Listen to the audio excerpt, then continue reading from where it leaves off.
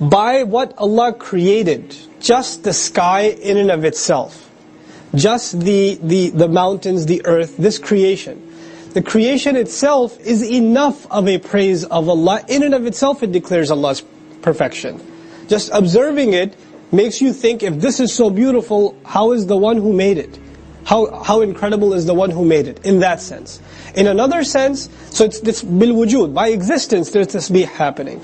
By the grandeur of Allah's creation, the diversity of Allah's creation.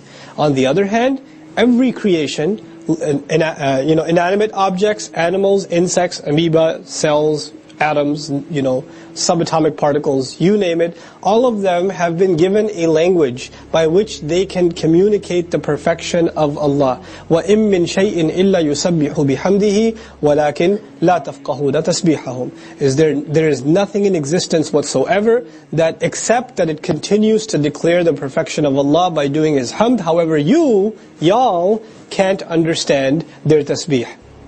وَلَكِنْ لَا تَفْقَهُونَ تَسْبِيحَهُمْ. As beautiful that in that ayah, Allah didn't say tasbihaha, He said tasbihahum. He made them animate.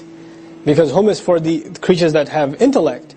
Shay should be ashya'ha, tasbihaha. He says tasbihahum. Because in that ayah they're doing something that dhawil uqul should be doing. They're doing the hamd. So He says, وَلَكِنْ لَا تَفْقَهُونَ تَسْبِيحَهُمْ.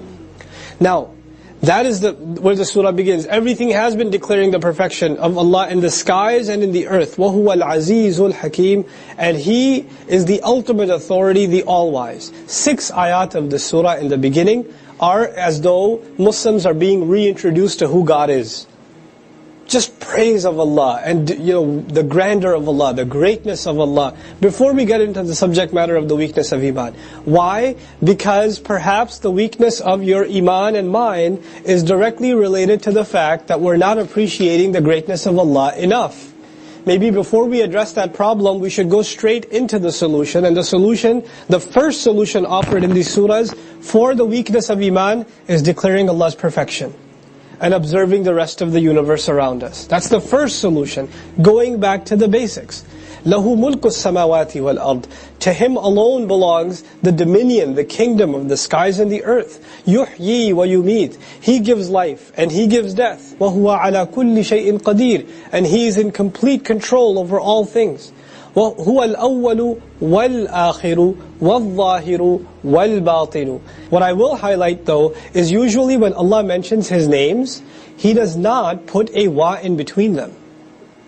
He doesn't say to us, Huwa Rahim wal Ghafur. He doesn't say that.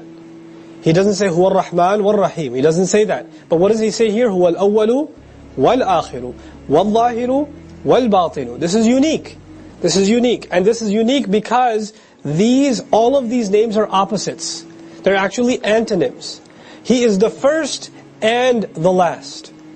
He is before all was, and He will be after all is gone. He's the first and the last. وَالظَّاهِرُ. And He is the obvious one. There's no reality more obvious than Allah Himself. That is the ultimate reality. He is the ultimate reality. وَالْبَاطِنُ. And there is no greater entity hidden than Allah Himself. He's the most obvious and the most hidden at the same time. The one who observes Allah's creation and reflects with the mind that Allah has given them, it will become, this will be the most obvious reality that's ever been there for them.